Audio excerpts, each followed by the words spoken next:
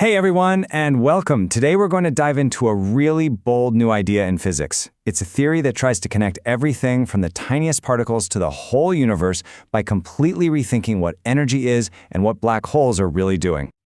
Okay, so let's just jump right in. For all the incredible things we've figured out about the cosmos, there's a huge, glaring problem right at the heart of physics.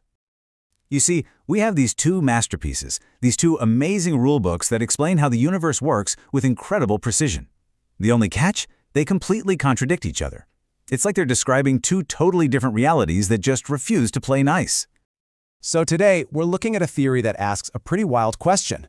What if that exact spot where our understanding of physics totally breaks down, what if that isn't a problem at all? What if it's the missing piece of the puzzle, the key to the whole thing? So, what is this huge conflict we're talking about? Well, it's a showdown between two absolute giants of science. On one side, you've got Einstein's general relativity. It's the operating system for the big stuff, planets, stars, galaxies, all of it. On the other side, you've got the totally weird, mind-bending world of quantum mechanics, which runs the show for everything tiny, like atoms and particles. One set of rules for the big, another for the small. And the one place they are forced to meet is inside a black hole. You've got massive, crushing gravity, that's relativity's turf, squeezed into a space so small it's practically nothing, and that's quantum's turf. When you try to use both rulebooks here, the math just breaks. It spits out impossible answers like infinite density.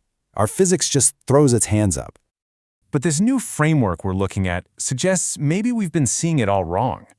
What if the black hole isn't where physics goes to die? What if it's actually where it's all connected? And this is the core idea, right here.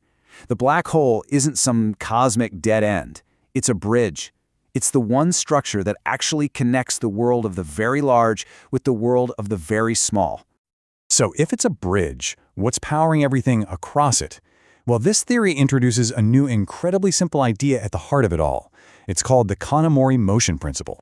Now this little equation, E equals C, looks simple, but it's a huge shift from the famous E equals mc squared. This isn't about mass turning into energy, it's proposing that energy is motion, specifically cyclical spinning motion. So energy isn't just a number, a quantity something has, it is the dynamic process of circulation itself. Just think about a spinning top. When it's whizzing around, it's stable. It seems solid, right? This theory says, hey, that's basically what matter is. Everything that seems solid, from the spin of a tiny particle to the rotation of a whole galaxy, is just a manifestation of this fundamental cyclical motion. And that right there shows you the theory's huge ambition, to use one single, simple rule to explain every single scale of the universe.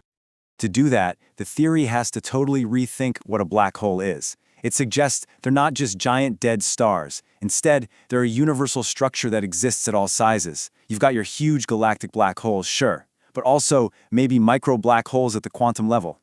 It even proposes that an elementary particle is basically its own tiny particle black hole, where its properties are defined by its own little event horizon.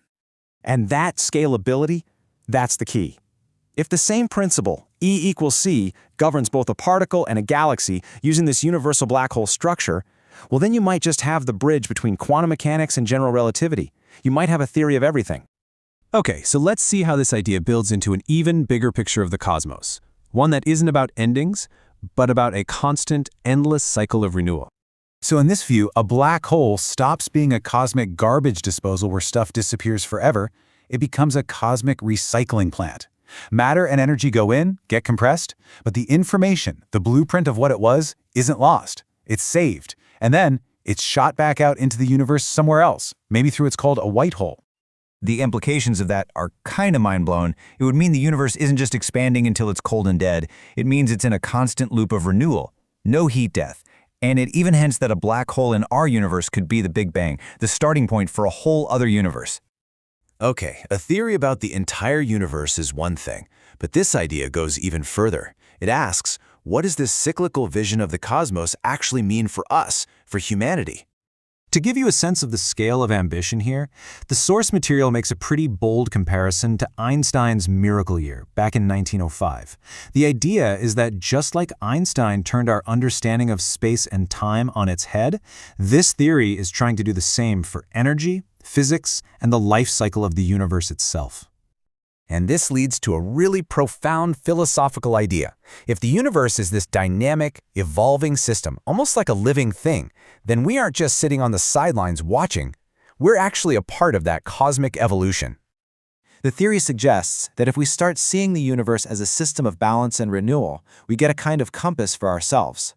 Maybe our societies, our economies, our technology could be designed to follow these same cosmic principles of circulation and sustainability. It suggests we have a kind of ethical duty to get in sync with the universe we're part of. Now, we have to hit pause for a second because this part is absolutely critical. We've been exploring a fascinating, really ambitious idea. But, and it's a big but, it is not proven science. Not yet. This is a conceptual framework that still needs the hard math, and most importantly, it needs to make predictions we can actually go out and test. And that's really the provocative thought this whole theory leaves us with. It challenges how we see everything.